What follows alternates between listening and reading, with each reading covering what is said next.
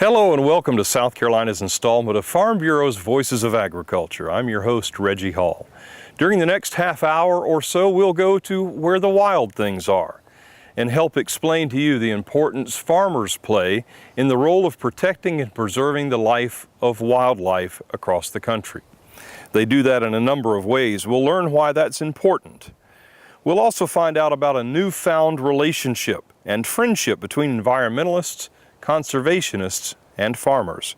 Groups that used to be vehemently opposed to each other are now finding common ground to bolster each other's mission. Of course, we'll include our restaurant segment and take you to South Carolina's culinary version of a great Northwest hunting lodge where they cook up a menu of delicious game from all around the world. All that and more coming up on South Carolina's installment of Farm Bureau's Voices of Agriculture.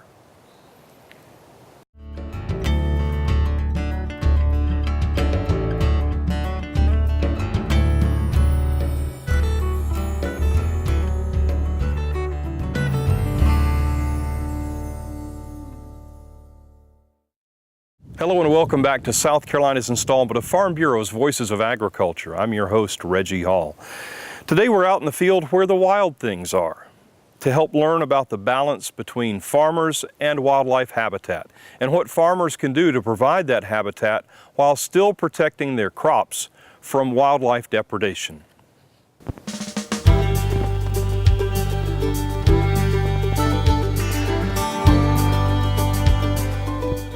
We're on the Brabham Farm in Bamberg County, South Carolina, an 1,800-acre timber farm with about 200 to 250 wildlife habitat plots managed across the farm. The Brabham Farm is similar to the vast majority of other wildlife habitat across the country in that it is privately owned and managed. The Brabham family is holistic in its approach to managing wildlife on the farm. Fletcher Brabham says wildlife management is as much a tool to teach the Brabham kids about conservation and respect of the natural resources as it is about the ability to enjoy the great outdoors. They get to respect the land and learn from it. You learn from doing this, and you learn how animals think and how, what they need to survive. And my 9-year-old daughter can tell you more than most 25-year-old men can tell you about deer habitat and where they're going to be, and where we'll find them and where we'll find the big ones. So, they learn a lot. They pick up quick. So, and it's exciting to them to challenge themselves against the animals. One common word of advice from conservationists and wildlife managers is for landowners to choose the types of wildlife they want to create habitats for, and then do what they can to provide the best habitat for that species. National Wild Turkey Federation biologist Dr. James Earl Kennemer, a nationally respected wildlife biologist, agrees. You have to manage your land for objectives, and you have to look at what is the potential. And so our regional biologists, working through the state wildlife agencies with NRCS, are working to try to help landowners be able to have better wildlife. And there are a lot of federal programs available to help pay for the comeback of whatever species they want to work with. The Brabhams have spent generations reading books, attending classes, and studying just how to make their farm the best place to help manage a healthy and safe population of white-tailed deer, wild turkeys, rabbits, quail, and all the other non-game species that go along with providing a healthy wildlife habitat. But it's not about killing the animal. It's about growing them. It's almost like a business.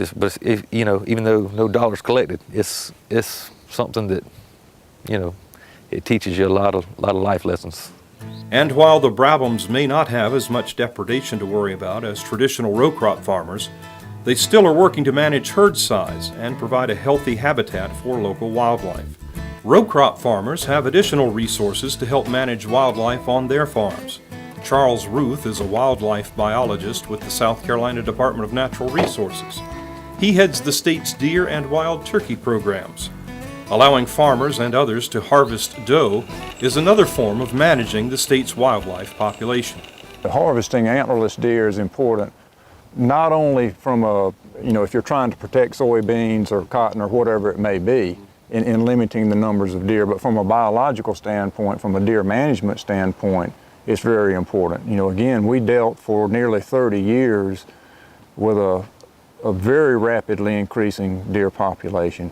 It can't go on like that forever. You know, there's a biological end to it.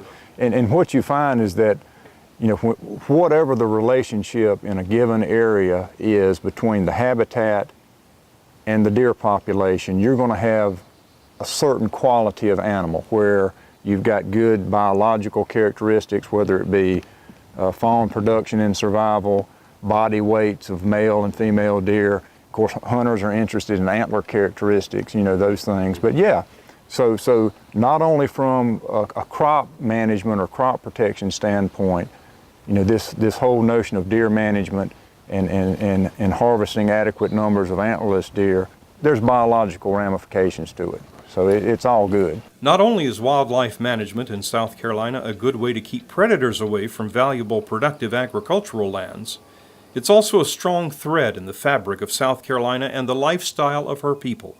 It's a big part of our history here in South Carolina. We have the Ace Basin down in the counties that I work in Colleton County, that's a national treasure. Our natural resources, our land, our forest, it's just a part of our heritage. So wildlife management, you know, comes hand in hand with who we are in South Carolina. Marion Barnes is an extension agent with South Carolina's Clemson University, who knows firsthand how well conservation and farming are essential practices in the preservation and protection of wildlife in South Carolina. It's an extremely diversified piece of property. You've got hardwood bottoms, you've got upland pine lands, we've got a variety of food plots out here. We're bordering, you know, the Edisto River, and we're fortunate in South Carolina to have a lot of river drainage basins, and you know, that's just natural habitat for wildlife, because as a landowner, I'm concerned about urban encroachment, and we need to do everything we can to be good stewards of the land, and farming and wildlife, you know, it just goes hand in hand. We've seen a lot of good food plots, and you know, farmers and landowners are planting more food plots as they become, you know, better educated and more aware of the needs of wildlife. Part of Brabham's wildlife management success has not only been the location of their farm with a variety of landscapes, wetlands and uplands, meadows and forests. It's been because of programs and support offered by organizations like Clemson University Extension and USDA's Natural Resources Conservation Service, or NRCS. NRCS offers landowners wildlife management help through its Wildlife Habitat Incentive Program, or WHIP program. WHIP is a voluntary program for conservation-minded landowners who want to develop and improve wildlife habitat on agricultural land, non-industrial private forest land, and Indian land. Matt Barrington is an NRCS district conservationist in South Carolina. He explains that the program in South Carolina helps landowners develop habitat for upland wildlife, threatened and endangered species, fish, and other wildlife in South Carolina. The bobwhite quail, wintering waterfowl and shorebird habitat, invasive plant species, and threatened and endangered plant and animal species have been identified as priority conservation concerns in the state. So we'll work with the landowner any way we can to help them get it installed correctly and manage it properly. You know, we're involved for a few years as long as the contract's involved, and then each practice has a maintenance period, or a lifespan, if you want to call it that. You know, that they're expected to maintain that practice for that length of time. But you know, anytime, even after the contract is over, we're still there to assist them in any way we can. If you own land and are interested in learning more about how to provide wildlife habitat on your property, contact your state's NRCS office or your local agricultural extension agent. We have an excellent forestry and wildlife department at Clemson, and all land grant, you know, most all land grant colleges do, but we're fortunate here at Clemson with Dr. Greg Yarra, our wildlife extension biologist. We get calls. The public kind of dictates sometimes what I do, you know, every morning when I get a call and get to the office, and sometimes before I get to the office, and even our agronomy agents and our livestock agents that have different focuses, they work, you know, wildlife food plots are just forages for deer. That's something people don't think about, that the livestock industry and the seed industry has done a lot of work for the wildlife industry. They've developed different clover and oats and forages, and there's a lot of universities that are taking advantage of that, and it's a huge market out there for wildlife seed, for wildlife orientated products like feeders and deer stands and things like that, and the public, they demand some of these products, and we at Clemson are very fortunate to be allowed to work in the area of natural resources, wildlife food plots, and I think it's a positive situation for us at Clemson and for the clientele that we serve. Stay tuned. When we come back, we'll learn about a couple of groups that used to be diametrically opposed until each learned the other's mission was very similar to their own. We'll be back in just a moment.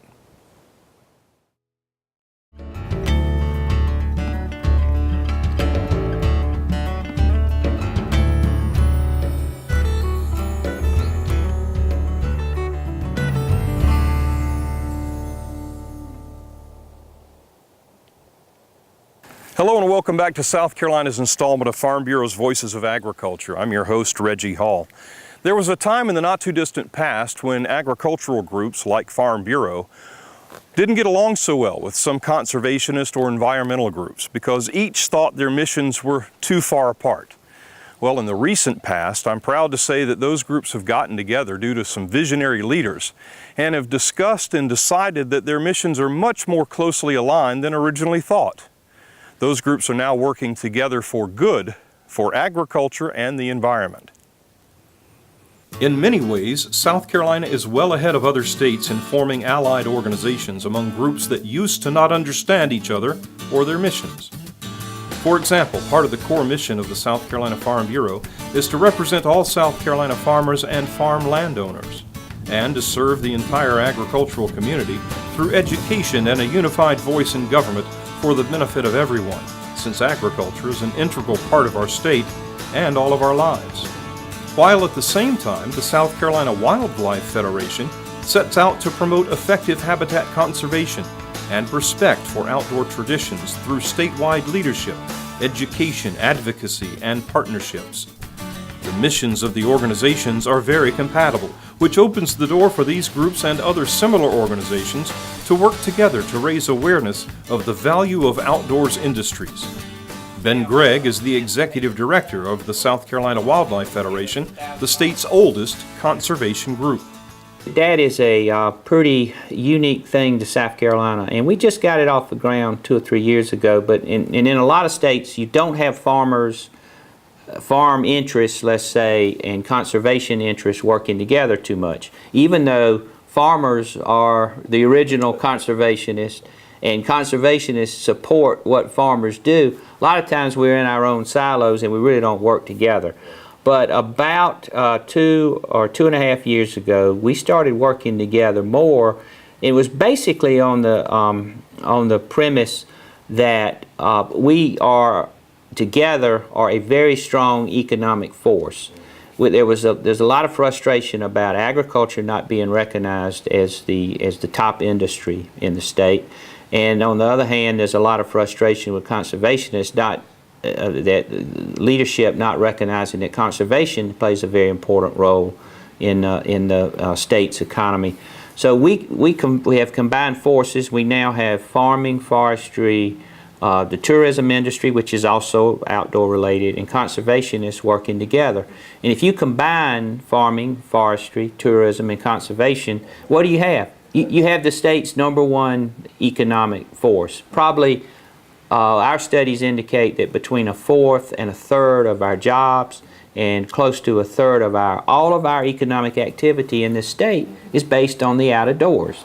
Wildlife survival and wildlife prosperity really depends on private landowners, on farmers and foresters in South Carolina. In fact, I heard one of the Audubon Society refuge managers made a really good point to me one time. He says, okay, we've got our area protected in this swamp area, and that's what the area was known for. This habitat refuge is known as a swamp area. It says the wildlife here would not survive without the uplands where you have the farming and the forestry going on. He said most species are dependent on both the water and the land to survive, depending on what time of year and what part of their life cycle they're going through. So it really struck home to me that even in areas that are owned by nonprofits or owned by the state, or national forests, for example, that are owned by the federal government, you really have to have that upland protection, and that's why farmers are so important in South Carolina, and I think around the country. They're absolutely essential. When we come back, we'll take you to the great Northwest, to Saskatoon, a restaurant where they'll cook up a tantalizing meal of wild game. Stay tuned. Farm Bureau's Voices of Agriculture will continue in a moment.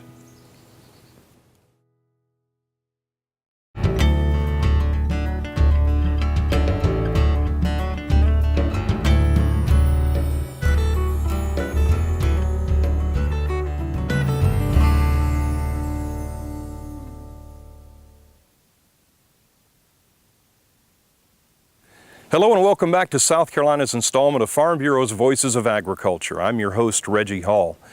Since this installment is about where the wild things are, we thought we'd take you to Greenville, South Carolina, in the foothills of the Blue Ridge Mountains, to Saskatoon Restaurant, where longtime restaurateur Edmund Wu has built a menu of steaks, wild game, and other delectables that have been favorites to South Carolinians for a number of years.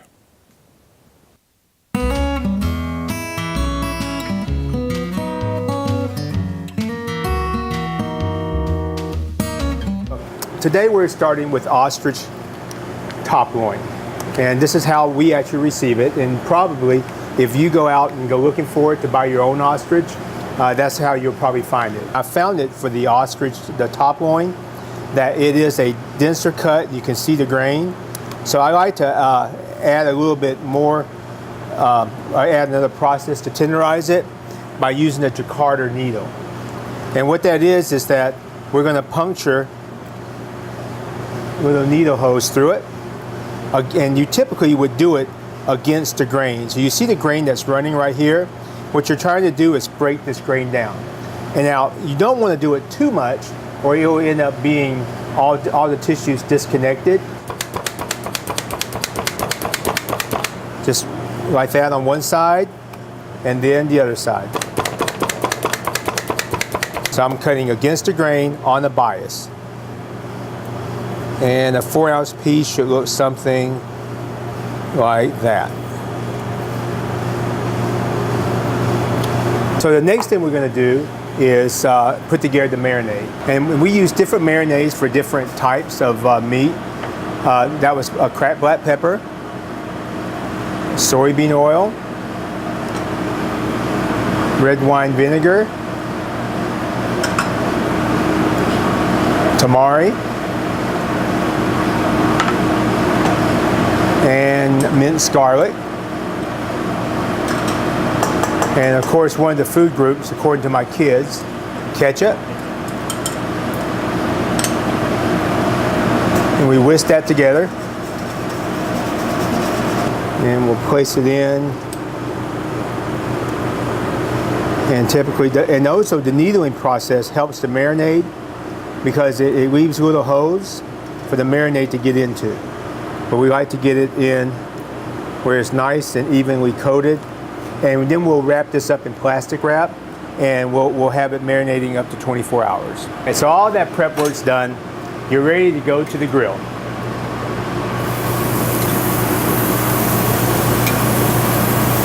Now we typically recommend for most of our wild game cooking it to medium rare. We're getting ready to take it off the grill, and today we're going to serve that with a little skin-on mashed potatoes and a little sauteed corn, ear corn, broccoli, and red pepper. And typically this is how we would serve this dish.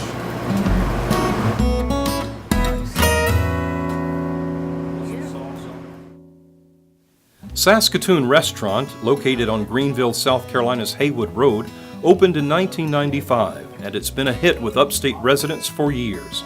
In fact, the restaurant has been named the best steakhouse in the upstate of South Carolina every year for more than a decade. Owner Edmund Wu grew up in a restaurant family, his parents operating the northern South Carolina city's only Chinese restaurant for years. After his aging mother moved into his home, Wu realized the need to slow down, sell his other restaurants in the area, and focus on his family first, and then on Saskatoon Restaurant. In addition to the fine steak on the menu, about 25 to 30% of Saskatoon's menu is wild game from around the world. We wanted to make it different because, frankly, small people, small business guys, to compete with the big chains out there, you have to have something unique. And we had also tried a good bit of wild game out west and in Canada, and said, we should do steaks with a little bit of a twist. We would add some wild game to it. And we started off with one or two things and gauged customer response, and we built it from there. And now today, probably 25-30% of the menu is wild game. Buffalo, elk, ostrich, caribou, antelope, venison. We want you to be transported. For the hour and a half, 2 hours that you spend with us, we want you to be, in the Grand Canyon, or out in Canada somewhere having dinner after you come back from your hunting for the day, or your hiking or your trekking. Number one. Number two, we want you to be able to have something that you typically would not be able to experience, especially in Greenville, South Carolina. And that would be, if you want to, the wild game. And now a lot of our customers, what we found is that they will try and taste the wild game as maybe their appetizers, so that they can have a little bit of this, a little bit of that, and so forth, and have had a chance. But still, when they order their entree, they'll order a good old ribeye steak or a filet or a piece of salmon and that sort. Wu says the life of an independent restaurant owner is not much different from the life and hours of a farmer. He and his family work holidays and weekends, and although he has a capable and competent staff when he's not at the restaurant, he worries if all is going as well as it would be if he were there. One thing's for sure, Wu understands the relationship between farmers and eating. We're always preaching, to our client base, of eating at independently owned restaurants. I think the same thing should apply also to the restaurateurs in the area. That we should be supporting our local farmers who, in turn, support us. Our Palmetto Portrait is next. Stay tuned as Farm Bureau's installment of Voices of Agriculture continues.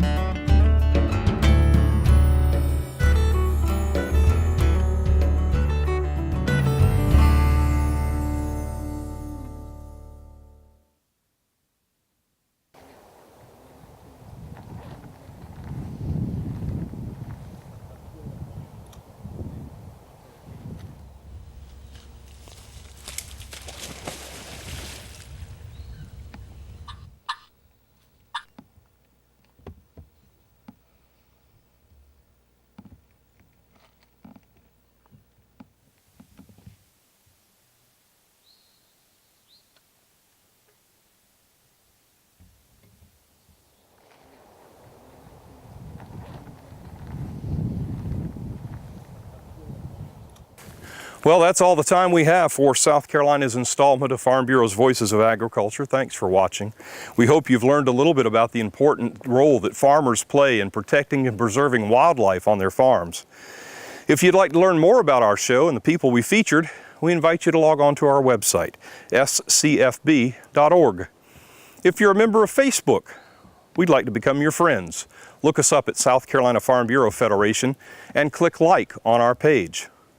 If you're not already a member of your county or parish farm bureau, we invite you to do so you can become part of our united front to help protect the environment, provide habitat for wildlife, and keep family farmers in business and rural lifestyles thriving. Until next time, I'm your host, Reggie Hall. Thanks for watching.